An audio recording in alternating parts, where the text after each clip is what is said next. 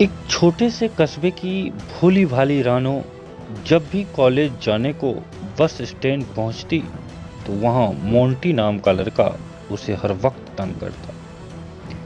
Monty रानो की गली के पास रहने वाला एक लफंगा था।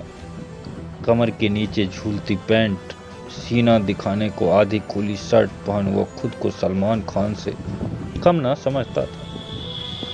कभी वो उसे गंदे इशारे करता तो कभी गंदे गाने गाता। रानो को यह सब बहुत गंदा लगता था। वह और कर भी क्या सकती थी। एक बार रानो ने बहुत हिम्मत कर उसे थप्पड़ मार दिया, पर वह बहुत ही ढीठ निकला और अपनी आदतों से बाज नहीं आया। अब रानो ने उसकी ओर ध्यान देना ही बंद कर दिया।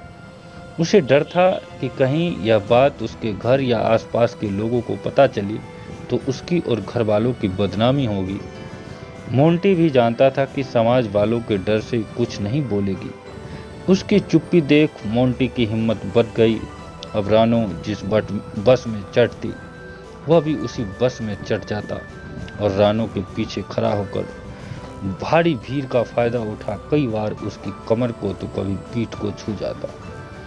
अब रानो उसकी ओर आंसू भरी नजरों से देखती, वह हंसकर उसके कान में कहता, क्यों मजा आया। मोंटी का यह किस्सा रोज का था।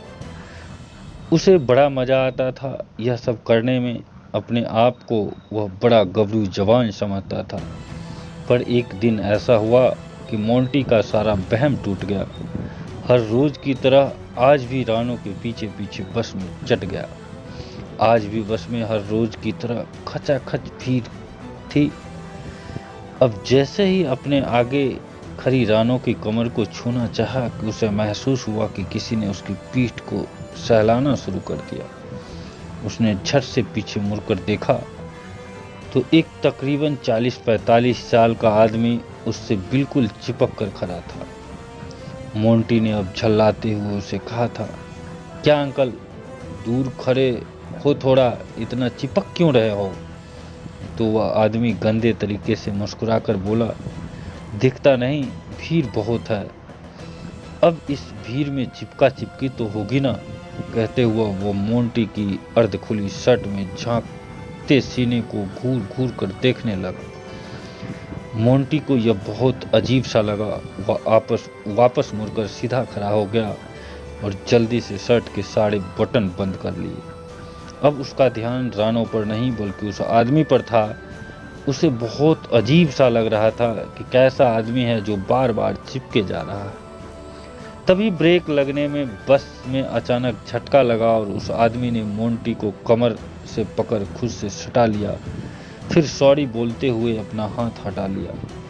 मोंटी झेंप कर रह गया। उसने जल्दी से बस में नजर दुराई, अगर कोई जगह हो तो वो उधर हट सके, पर बस तो खचाखच भरी थी तो अब वह वहीं खड़े रहने को मजबूर था।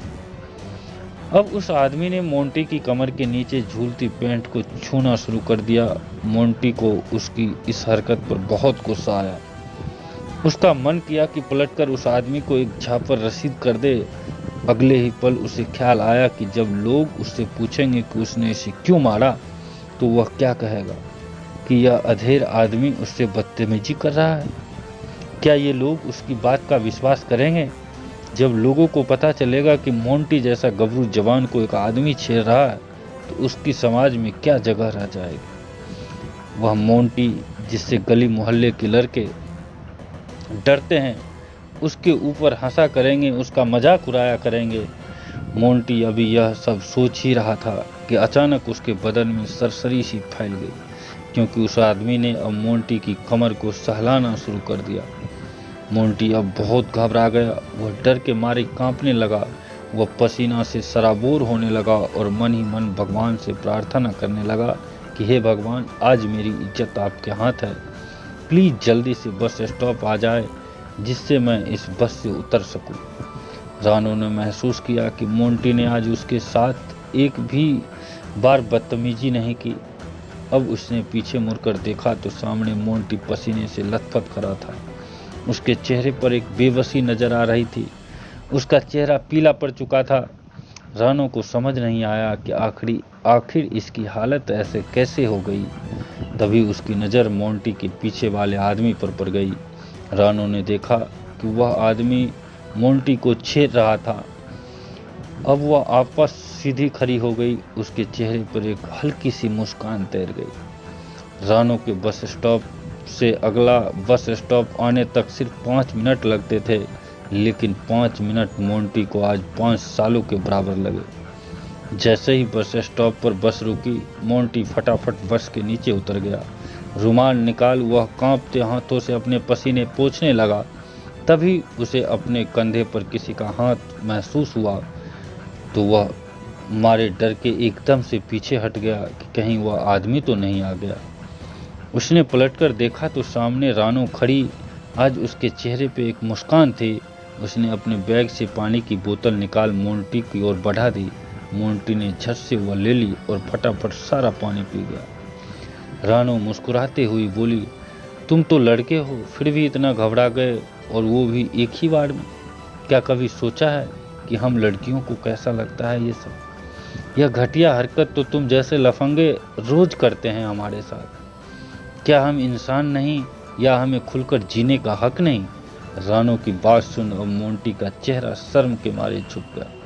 रानो अपने रास्ते की ओर बढ़ी ही थी कि कुछ ध्यान आया। वह आपस मोंटी की ओर मुड़ी और बोली, एक सवाल तो पूछना भूल ही गई तुमसे। क्या तुझे मजा आया? मोंटी यह सवाल सुनते ही बुरी तरह झेप गया।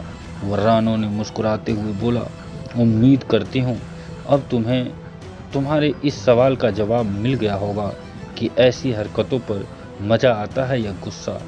कहते हुए रानो कॉलेज की ओर निकल गई।